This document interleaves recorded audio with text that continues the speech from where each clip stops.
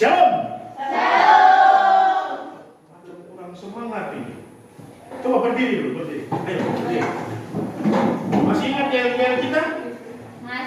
Kalau saya bilang selamat siang, berarti kalian siang. Semangat siang. Ya, oke. Selamat siang. Siang. Selamat siang. Ya, silakan duduk. Nanti ini semua masih tetap segar-bugar. Saya pikir karena sudah siap, terus sudah tidak terlalu semangat. Namun ternyata masih tetap semangat. Ya, ini semua naik kelas ini ya? Naik kelas. Tidak ada yang tahan kelas ya? Tidak. Nah, baguslah kalau begitu. Saya pikir ada yang tahan kelas. Ya, kita akan memulai semester kita di hari ini. Dan tentunya kita akan belajar lagi seperti biasa dan kalian sudah tahu seperti apa kalau bertemu dengan saya. Kalau dengan saya ya santai aja, tidak terlalu tegang, tapi jangan sekenaknya juga. Ya. Baik. Semester ini kita akan memulai pelajaran kita. Kita akan memulai pelajaran kita dengan bab yang pertama. Seperti yang sudah saya tampilkan di sini. Kalian sudah lihat di sini. Ya. Yang sudah saya tampilkan di sini. Namun sebelum kita belajar lebih lanjut. Ini gimana ya? Sudah siap nih? Masih lapar? Lapar atau gimana ya? Tidak. Tadi sudah makan istirahat? Tidak. Sudah, ya. Kalau lapar bilang, jangan sampai ada yang semaput kan gak enak juga gitu. Oke, kita lanjut menuju kepada pelajaran kita. Jadi semester ini kita akan bab yang pertama kita akan belajar tentang gereja.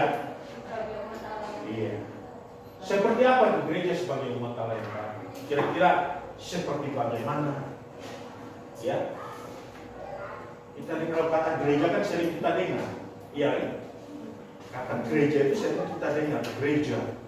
Kalau saya bilang gereja, pasti kalian sudah membayangkan bahwa gereja itu seperti ini loh, ya sudah pasti. Di sini sudah jelas ada gambar gereja. Gereja di tempat saya, bukan di pedalamannya, gereja di kota. Kalau di pedalaman tidak ada gereja seperti ini, gereja di kota.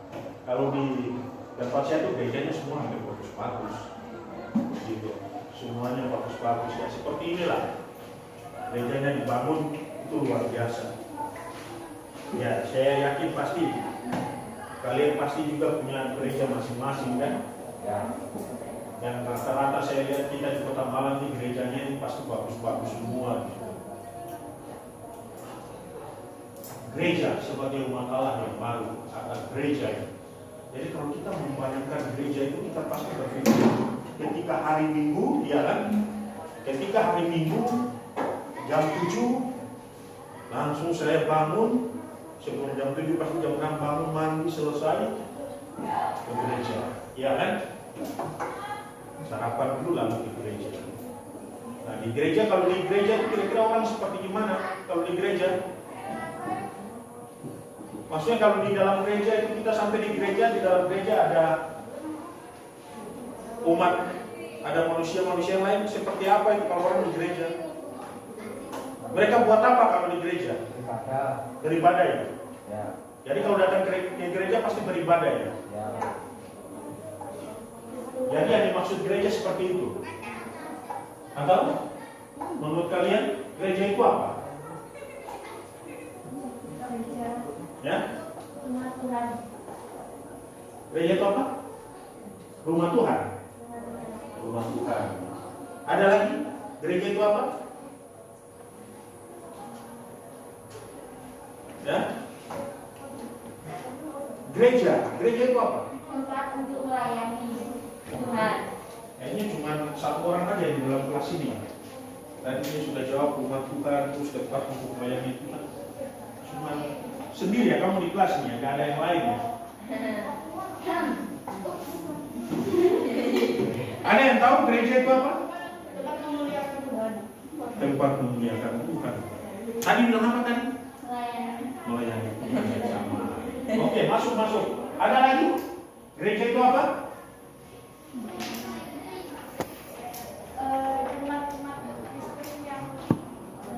Oh, tempat orang Kristen beribadah. Ya. Tapi kalau tiba-tiba suatu saat kita datang ke gereja, ya, kita datang ke gereja terus tidak ada orang, atau kita lihat gereja itu tidak pernah ada aktivitas, ya, apakah tetap itu dinamakan gereja? Misalkan gereja itu ada bangunan ini dia berdiri loh, ini gereja, orang bilang gereja. Terus ya kita tahu gereja itu kan kalau orang datang beribadah kan seperti itu, ya kan, memuliakan Tuhan di situ, belajar tentang Tuhan di situ. Tapi gereja itu tiba-tiba tidak ada orang yang datang sama sekali lagi. Apakah tetap dikatakan itu gereja atau bagaimana? Ya, Tetap ya? ya. Seperti itu ya pemahamannya. Tetap dikatakan itu gereja ya. Tapi kalau gereja tanpa umat gimana? Ya, Gereja tanpa jemaat sepi ya. Tadi ada bilang sepi. Nanti kita akan belajar seperti bagaimana itu gereja. Apalagi gereja sebagai umat Allah yang baru.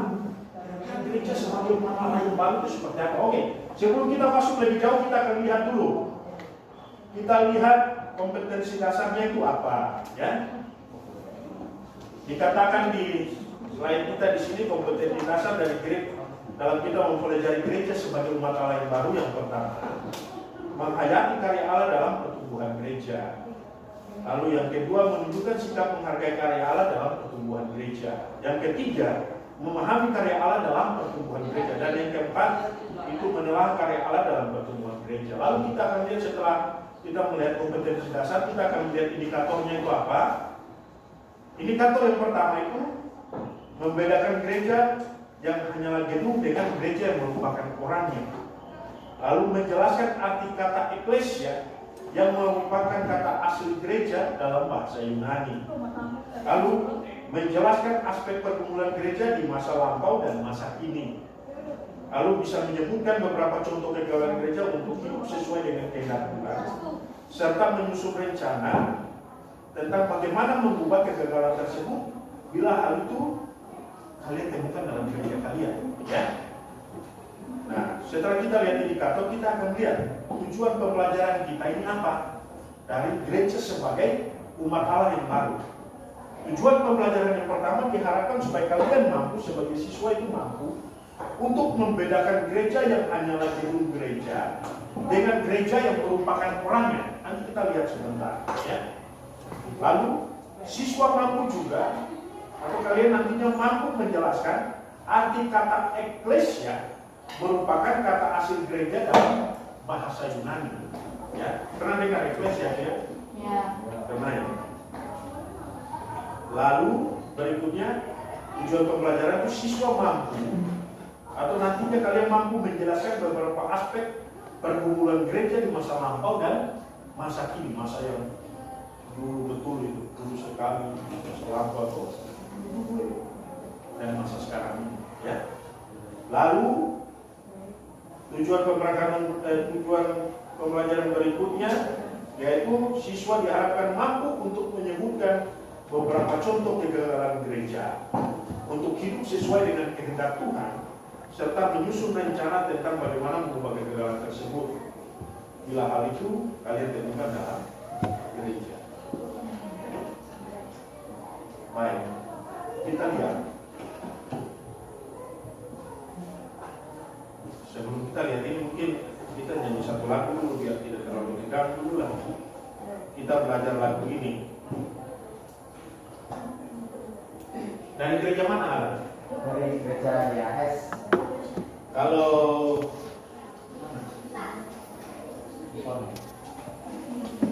Kita. siapa? Ivon. Dari gereja mana? GSDA Maranatha. Oh, GSDA Maranatha. GSDA Maranatha itu yang di tahun itu ya? Ya. Kalau yang di samping Gereja Katolik Sari. oh, gereja Katolik. Ini Nyong pernah pun bilang Nyong Bogos. Dengan paling ganteng. Ini Ini di gereja mana? Parakletos, Roh Kudus. Kamu gereja di gereja Parakletos itu berarti kamu harus tahu artinya. Jangan gereja di gereja Parakletos baru nggak tahu Parakletos itu apa di dalam Parakletos. Para ini lagi, para apa? Kamu di gereja mana? Hah? Itu di mana ya? Oh di Ciliwung. Waduh dekat dari tempat saya. 2 menit rumah saya di Ciliwung. Ya. Lalu dirimu Mbak, gereja mana? Gereja Petani, masih layanan pertobatan. GKT, Gereja Kristus Tuhan. Laki-laki yang suka pelihara ular. Ini ya? GKJW. Hah? Tulang bawah? Oh di apa namanya? Pesantren Gang 4 itu ya? Di situ ya? Jangan bukan di situ sih, di luar. Sudah? Tadi belum? Belum. Iya, kalau sudah berarti saya lupa kamu sih. Kamu di gereja mana? Di gereja Ganda. Di gereja sini aja ya. Mas, Yohanes Komandi. gereja apa? Yohanes Komandi. Oh, ini masih dengan gereja ini. Selama saya di Malang. Ini di mana gerejanya? Jambi. Jambi ya. Ya. Oke. Berarti kita di sini semua dari berbagai ini ya, berbagai gereja tidak sama ya. Kalau saya di sini di dekat Totoro, saya di GPPS, Gereja Pusat Pentekosta Surabaya Jembatan Bulak Malam. Kan? Yang Gotong Royong kan jalan, yang IHS ke sana ya. Saya sebelumnya. Gitu. Oh, tidak tahu. Tahu.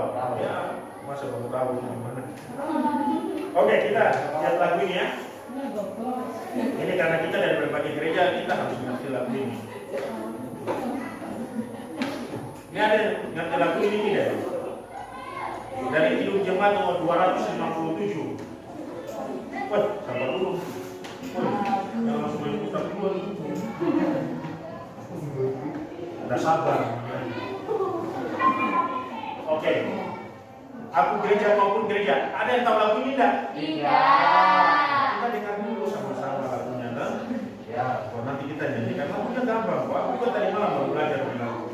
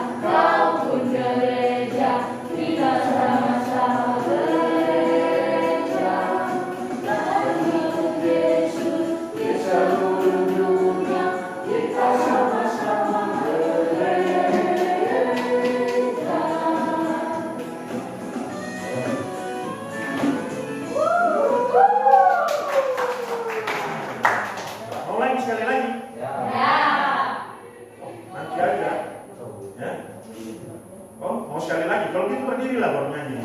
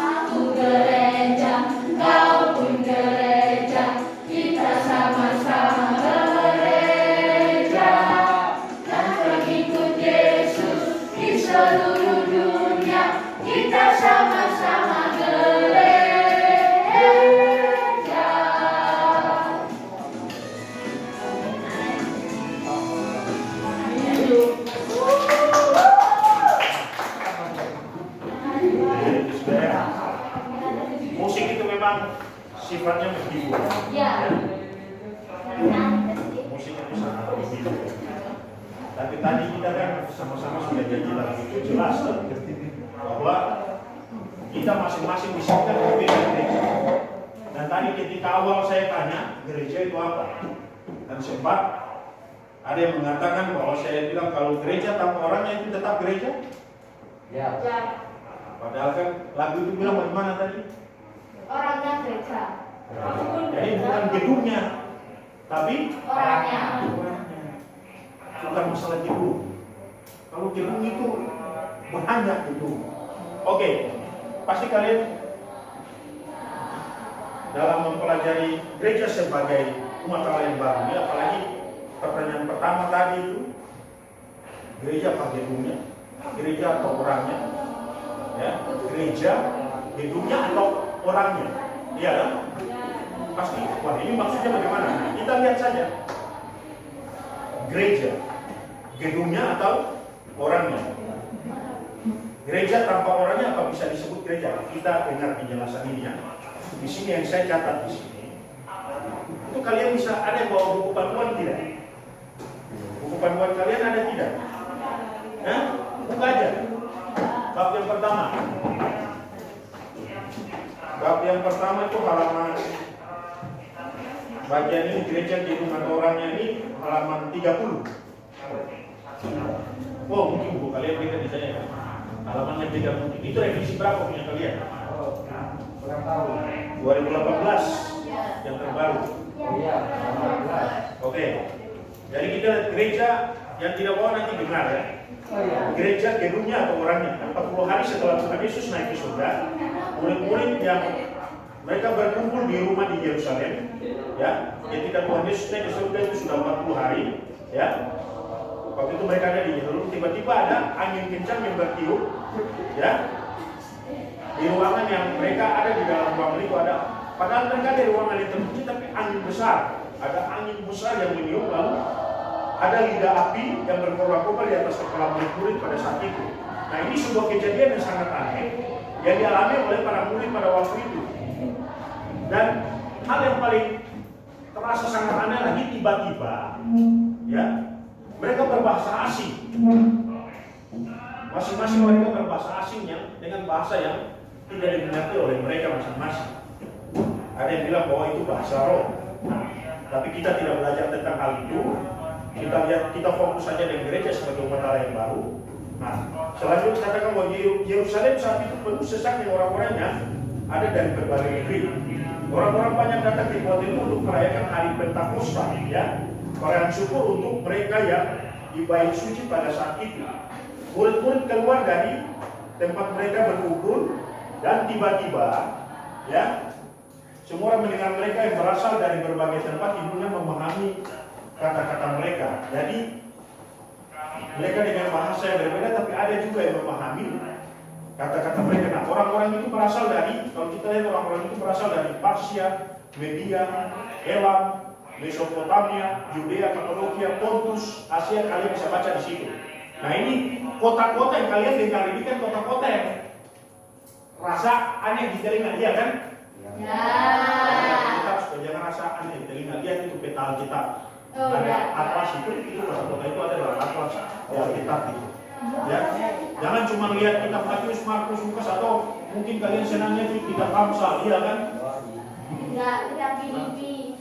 Oh, Filipi ya, kekuatannya. Markus. Bukan sama dengan Markus ya. Oke, kita lanjut ya. Kita lanjut. Nah, sebagian orang lagi bersikap sinis dan mengejek mereka, ya. Jadi mengejek, maksudnya ada orang yang bersikap sinis dan mengejek orang-orang yang berbahasa asing itu, katakan bahwa orang-orang ini mungkin mabuk. Mereka menyiras lalu mabuk, padahal itu pekerjaan Roh Kudus pada waktu itu. Dan disitulah kejadian ini yang disebut dengan awal dari gereja. Kalian kan baca Alkitab di Kisah Para Rasul itu kan jelas tuh. Cikal bakal gereja itu kan ketika Tuhan Yesus naik ke surga, lalu dia menurunkan Roh Kudus, dan pada saat itu banyak orang yang berbahasa asing yang baik ada yang tidak mengerti, ada yang memahami. Itu yang dibilang pada hari Pentakosta itu. Dan ini cikal bakal gereja ada pada saat itu. Cikal bakal gereja terjadi pada saat ini sudah. Ketika orang mulai berbahasa roh dan sebagainya, disitulah letak. Nanti kalau ini kan kalian masih kelas 7 jadi. Sudah kelas 9 sorry. Dan kelas 9 semuanya. Nanti kita akan terus lihat dalam proses pembelajaran kita ini, kalian akan mengerti dan akan memahami. Jadi yang paling penting aja, yang paling penting dari pelajaran ini, jadi di sini kita dapat melihat bahwa gereja seperti yang dikatakan dalam lirik lagu tadi, atau sabar dulu, kita lihat dulu bagian di atas itu. Hari itu juga banyak orang meminta agar mereka dibaptiskan. Jadi jumlah mereka sekitar 3.000 orang, karena pada waktu itu siapa? Petrus. Petrus itu siapa? Murid Yesus kan? Ya. Dikenal dengan Rasul Petrus, dia berkhotbah, lalu banyak orang juga yang pada saat itu bertobat dan mereka memberi diri untuk dibaptis. Dan itulah yang pada saat itu langsung dikatakan sebagai gereja perdana atau gereja yang paling pertama di abad mula-mulai begitu. Nah, yang menarik dari kisah ini, ternyata gereja tidak pertama-tama dibentuk oleh gedungnya. Pada saat itu kan belum ada gedung gereja, iya kan? Ya. Mereka minta datang untuk dibaptis. Jadi gereja bukan masalah gedungnya, tapi gereja itu orangnya. Nanti sebentar kita akan lihat makna gereja, sebenarnya kita akan mengerti di situ. Nah, bahkan orang-orang Kristen perdana mereka berkumpul di Bait Allah dalam Kisah Para Rasul pasal 2 ayat 46, nanti dapat kalian baca. Karena mereka tidak punya tempat ibadah, melainkan karena mereka memandang diri mereka sebagai bagian dari umat Yahudi. Nah, di sini kita dapat melihat bahwa gereja dalam lirik lagu tadi kita nyanyikan, jadi bukan masalah gedungnya, tapi gereja itu adalah orangnya, umatnya. Itu yang disebut dengan gereja. Nah, coba kita lihat bagian berikutnya menyangkut dengan makna gereja supaya kita bisa pahami baik. Kalian perhatikan makna gereja, bagian B makna gereja itu, kata gereja dalam bahasa Indonesia itu berasal dari sebuah bahasa, dari sebuah kata dalam bahasa Portugis yaitu igreja. Tulisnya igreja, tapi bacanya itu igreja, ya, igreja. Bacanya itu igreja. Kata igreja itu dalam bahasa Portugis ini dekat sekali dengan kata iglesia dalam bahasa Spanyol, ya, yang mempunyai arti yang sama yaitu gereja. Jadi kata iglesia ini dapat disebut kalau kita telusuri itu kembali ke kata aslinya dalam bahasa Yunani yaitu eklesia, ya, eklesia. Kita lihat terus kata eklesia itu berasal dari dua kata yaitu ek dan klesia. Kata ek berarti itu keluar, ya. Kata ek itu keluar, artinya itu keluar. Sementara kata klesia itu berasal dari kata kerja, ya, berasal dari kata kerja kaleo yang berarti memanggil, ya. Jadi dengan demikian kata eklesia ini mengandung arti dipanggil keluar, karena ek itu dipanggil, ya toh. Ek itu artinya tadi apa ek? Keluar. Keluar. Oh, rupanya berarti kalian masih fokus. Saya pikir kalian tidak fokus gitu. Jadi kata ek itu artinya apa? Keluar. Keluar. Sedangkan kaleo itu artinya apa? Dipanggil. Jadi kalau eklesia artinya Dipanggil keluar. dipanggil Keluar. keluar. Ya. Artinya bahwa anggota-anggota gereja adalah orang-orang yang dipanggil untuk keluar dari lingkungan sana keluarga dan kaum kerabat untuk menjadi bagian dari sebuah komunitas yang baru, ya, yang bernama gereja. Gereja apa gereja? Gereja apa gereja? Gereja. Masih fokus sih. Oke, jadi orang-orang ini termasuk kita semua. Jadi bukan termasuk kita semua yang ada dalam ruangan ini. Jadi kita semua dipanggil keluar untuk menjalankan tugas kita untuk memberitakan kasih Allah yang dinyatakan melalui siapa? Yesus Kristus. Yesus Kristus. Iya kan sudah tulis di buku. Iya. Siapa lagi? Jadi kasih itu harus disampaikan dengan perkataan dan perbuatan. Jadi bukan hanya kita sebagai orang-orang yang sudah dipanggil keluar, bukan hanya sekedar berbicara. Nanti orang bilang cuma omongan doang, dia loh, atau omong tok. Tapi masih juga perbuatan kita. Jadi sebagai orang yang dipanggil keluar bukan hanya sekedar berbicara, bukan hanya sekedar berkata-kata, tapi perbuatan kita juga harus menunjukkan bahwa kita ini adalah orang-orang yang dipanggil keluar, ya, orang-orang yang dipilih oleh Allah untuk menjadi Gereja. Oke. Maafkan gerejanya ada yang masih tidak mengerti, karena saya mau lanjut. Mengerti.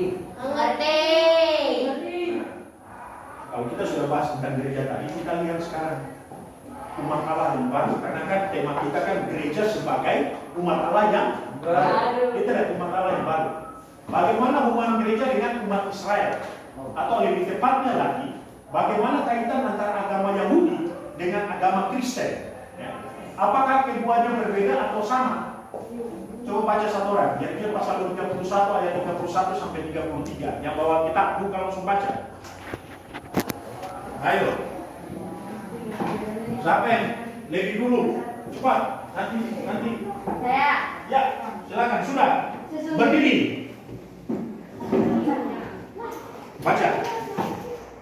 Sesungguhnya akan datang waktunya, demikianlah firman Tuhan, aku akan mengadakan perjanjian baru dengan kaum Israel dan kaum Yehuda. 32. Bukan seperti perjanjian yang telah kuadakan dengan nenek moyang mereka pada waktu aku memegang tangan mereka untuk membawa mereka keluar dari tanah Mesir. Perjanjianku itu telah mereka ingkari, meskipun aku menjadi Tuhan yang berkuasa atas mereka. Demikianlah firman Tuhan. Tetapi beginilah perjanjian yang kuadakan dengan kaum Israel sesudah waktu itu. Demikianlah firman Tuhan, aku akan menaruh Tauratku dalam batin mereka dan menuliskannya dalam hati mereka. Maka aku akan menjadi Allah mereka dan mereka akan menjadi umatku. Amin. Jelas dalam ayat yang 33 bahwa aku akan menaruh Taurat. Taurat itu apa? Taurat. Hukum. Hah? Berita. Taurat. Hukum Tuhan. Lagi bikin apa, Mbak?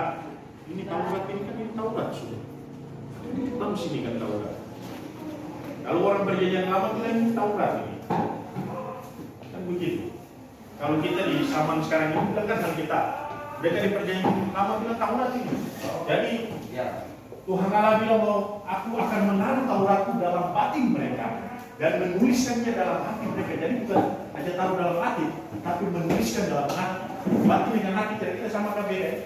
Beda. Sudah kalau sudah tahu ya, itu pelajaran kelas berapa? 7 ya. Iya. Hati nurani itu ya.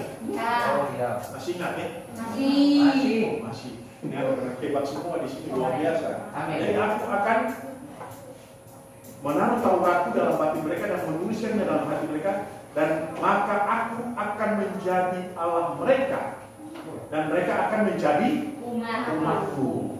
Jadi umat Allah yang baru ini berdasarkan dari Yeremia pasal 30 berapa? 31 ayat 31. Jadi ini umat Allah yang baru. Maksud dari umat Allah yang baru itu kita lihat terus sebentar. Mengapa Allah ingin mengadakan perjanjian yang baru dengan umatnya? Kalau kita perhatikan dalam perjanjian lama, kita menemukan begitu banyak sekali kasus pelanggaran, ya, kasus pelanggaran perjanjian Allah dengan umat Israel pada saat itu. Bagaimana Israel pada saat itu mereka terus melawan apa yang sudah menjadi kesepakatan mereka dengan Allah, ya. Ketika perjalanan Israel keluar dari tanah Mesir itu menuju ke Kanaan, ya, berbagai hal yang mereka buat terus. Ada banyak hal yang mereka buat menyalahi aturan yang sudah Allah tetapkan buat mereka. Tapi Allah tidak membiarkan mereka. Ketika mereka melakukan pelanggaran, Allah terus memelihara mereka. Karena mereka sudah dipilih oleh Allah sebagai umat Allah yang baru, ya. Allah tidak pernah meninggalkan mereka, ya. Kalau kita perhatikan ini, berulang kali bangsa itu dikatakan di sini bahwa berulang kali bangsa itu menolak dan berpaling dari Allah, ya. Akibatnya mereka juga berulang kali mengalami penghukuman. Jadi Allah tidak pernah membunuh siapa saja bahwa dia hukum. Dalam Ulangan pasal 9 ayat 18, 31 ayat 29, lalu Hakim-Hakim pasal 6 ayat 1, terus ayat pasal 10 ayat 6, ada banyak di situ. Kalau kalian teliti dalam Alkitab, ya, penghukuman Allah itu apa sebabnya? Tampaknya umat Israel hanya mengetahui hukum Allah apabila mereka membacanya atau mendengar hukum itu dibacakan atau disampaikan kepada mereka.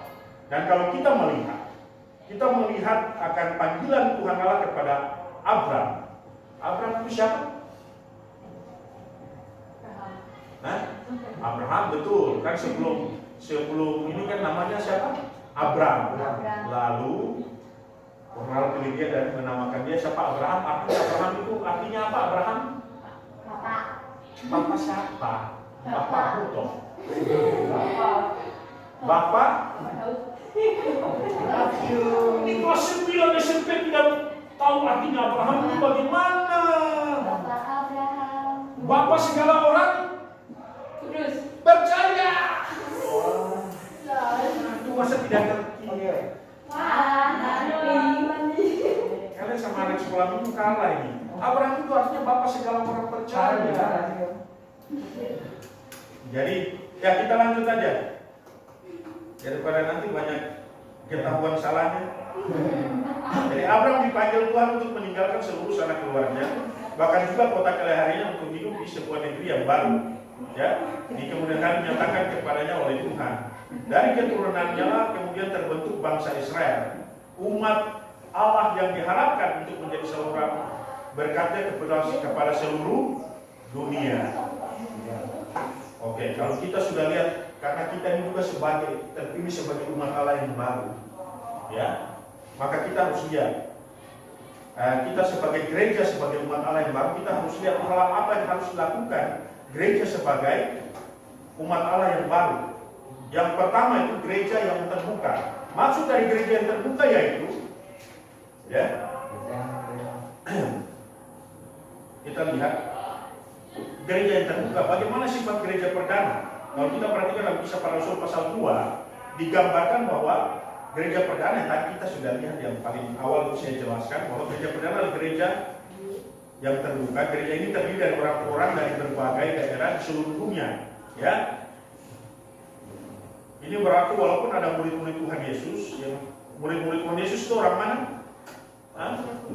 Mereka asli mana? Kalau kalian kan asli mana? Kalau murid-murid Tuhan Yesus asli mana? Yahudi. Nah, bahkan jadi dikatakan sih murid-murid Tuhan Yesus yang mereka kan asli Yahudi, bahkan hanya dari satu daerah saja, itu Yahudi dari Galilea itu. Nah, jadi gereja perdana itu terdiri orang-orang yang berasal dari latar belakang bahasa budaya yang berbeda-beda. Jadi bukan saja dari mereka orang Yahudi yang dari Galilea itu saja, mereka dari mana saja. Tadi sudah dikatakan dari mana? Dari Patmos, Karukia dan segala macam. Coba kalian lihat di kamus Alkitab itu ada semua di situ ya. Mereka semua berkumpul pada saat itu. Jadi gereja yang terbuka itu bukan saja satu komunitas, bukan saja satu suku, bukan. Gereja yang terbuka itu harus dari mana saja latar belakang kita. Kalau kita perhatikan sekarang ini, ya saya bersyukur karena kita di gereja-gereja kita kan pasti ada macam-macam suku di dalamnya. Apalagi macam saya, aslinya saya di gereja di Papua, gereja Kristen di tanah Papua itu macam-macam suku dalam. Ada orang Jawa, ada orang Medan, macam-macam Manado, ada juga orang Bugis, ada juga orang Toraja, macam-macam di dalam situ. Jadi bukan dari satu suku saja, tapi berbagai suku ada di situ. Kalau kita memperhatikan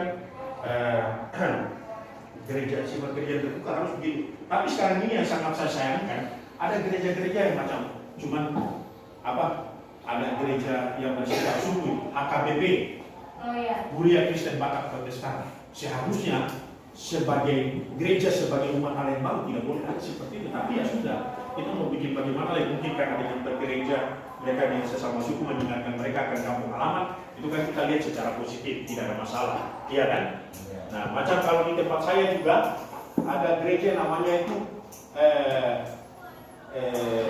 GPI, Gereja Protestan Indonesia. Tapi itu gereja itu dalamnya semua orang Ambon, tidak ada orang lain.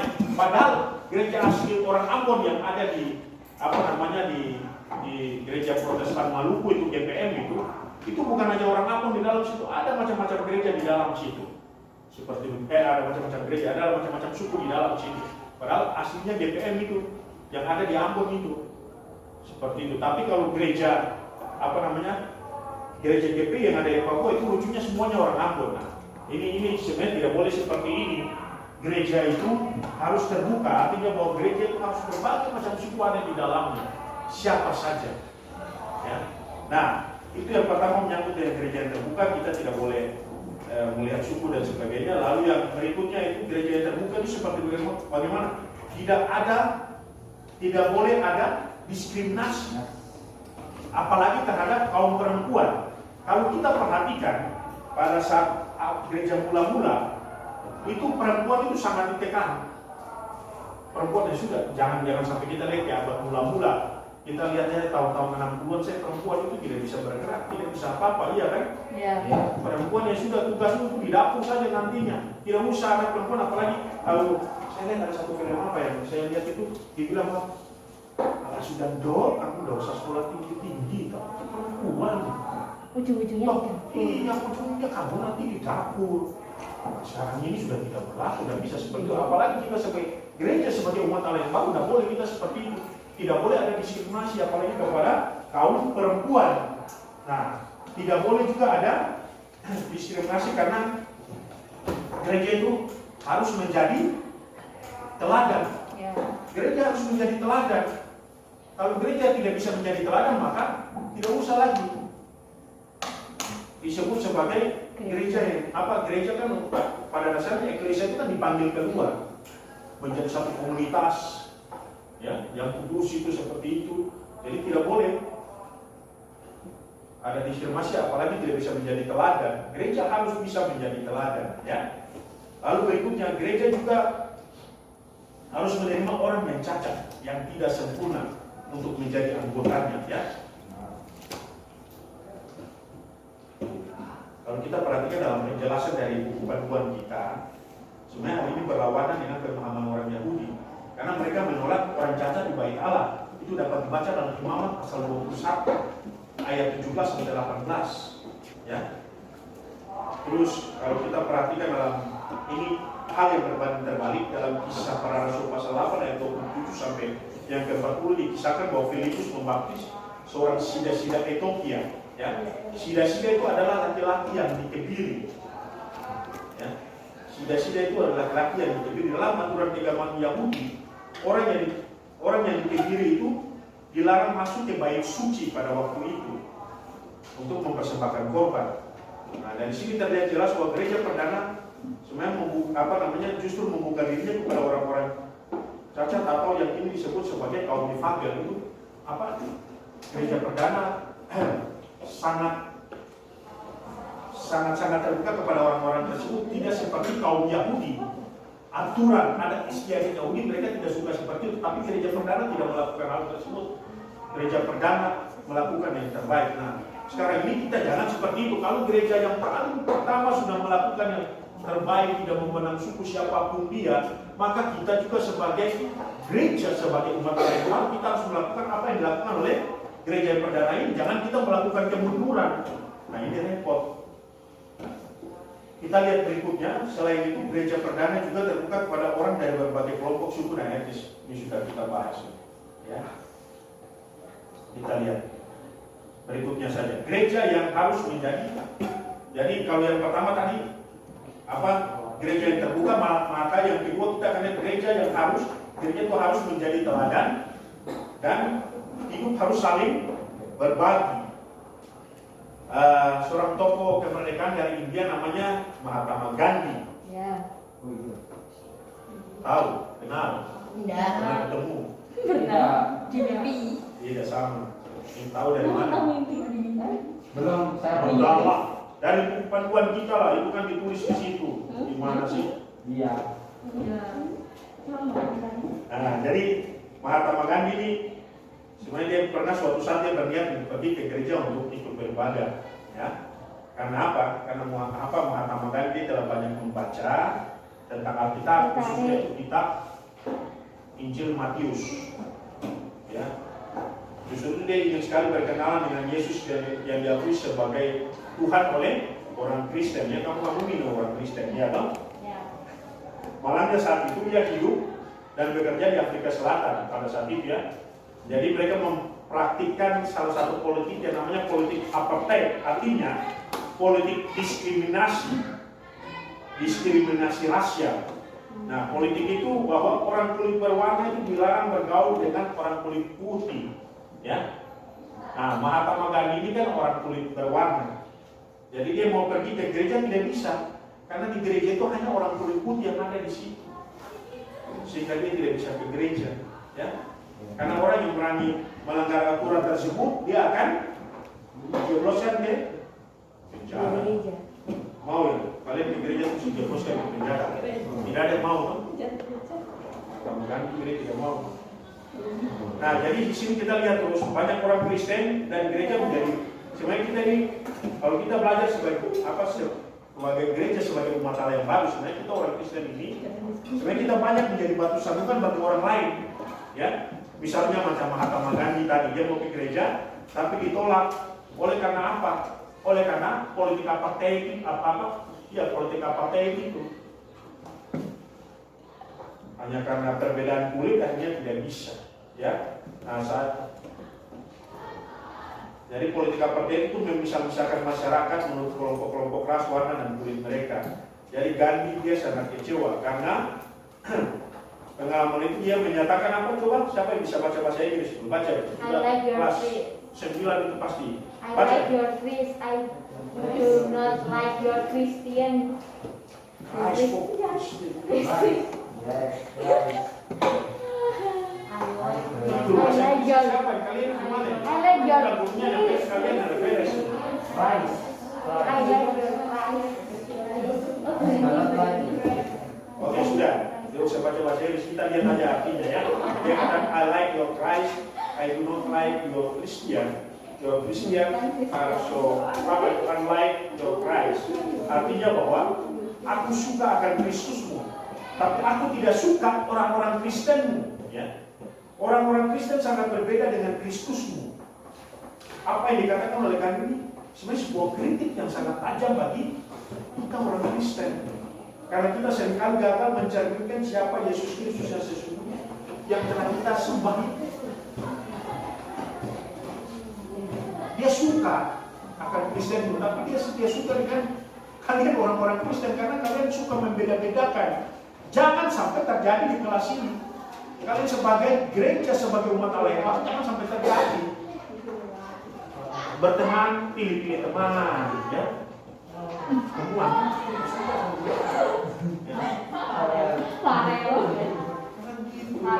Oh, kamu tak ganti. Aku aku mau ganti, jadi aku harus gaul gitu. Sampai di sini kayak gini, teman suka milih-milih teman. Biasanya, ini kan aku bilang siapa yang suka ini, jadi biasanya begini.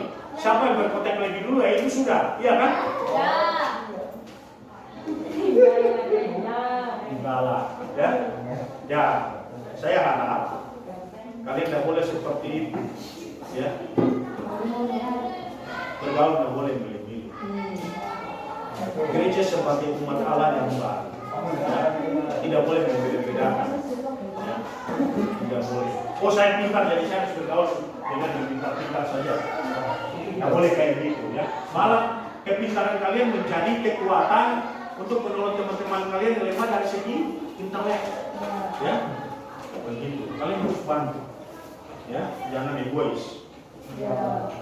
Jadi apa yang dikatakan oleh Gandhi ini harus menjadi pelajaran berarti untuk kita. Hidup saling berbagi, ya. Hidup saling berbagi adalah salah satu ciri dari gereja sebagai umat Allah yang baru, itu sebuah cara hidup yang sangat menarik harus diperlihatkan oleh gereja. Kalau kita baca dalam buku penuhan kita itu, gereja perdana dia memperlihatkan sebuah cara hidup yang sangat menarik, ya. Bagaimana apa? Setiap orang menjual harta milik mereka, kemudian hidup saling berbagi atau saling membantu satu dengan yang lain. Itu dalam Kisah Para Rasul pasal 2 ayat 44 sampai 45 itu.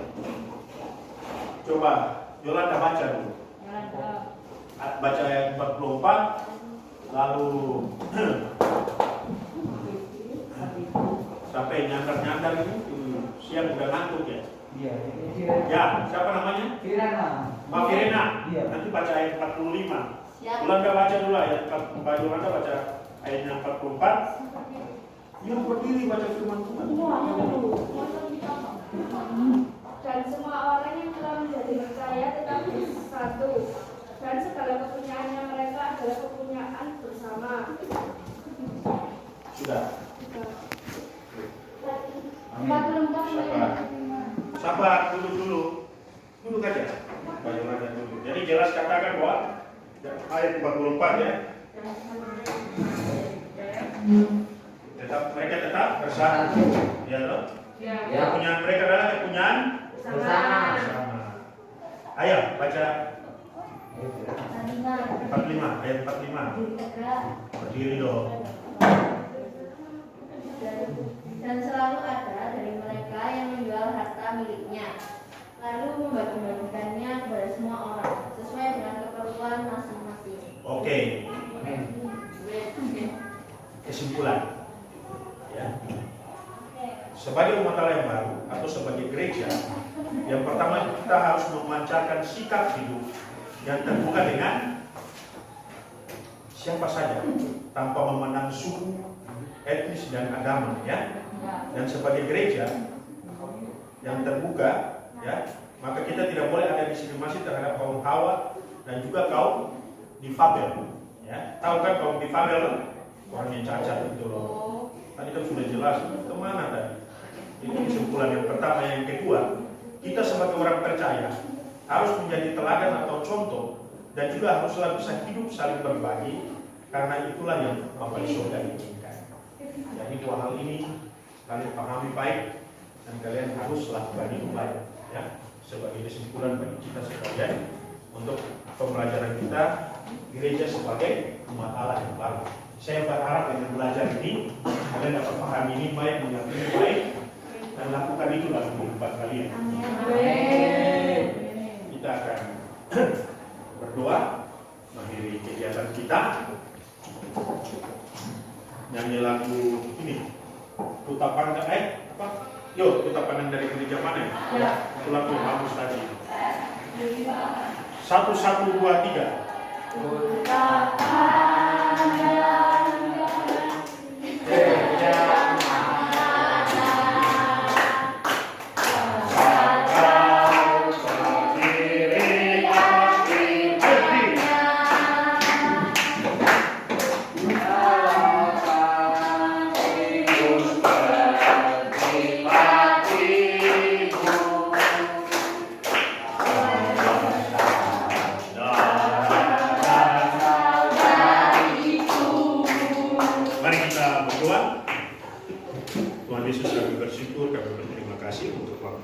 proses pembelajaran bagi kami bersama-sama dari awal hingga selesai. Terima kasih karena Ibu Bapak yang baik yang sudah mengasihi kami. Tuhan tetap menolong dan memberkati kami.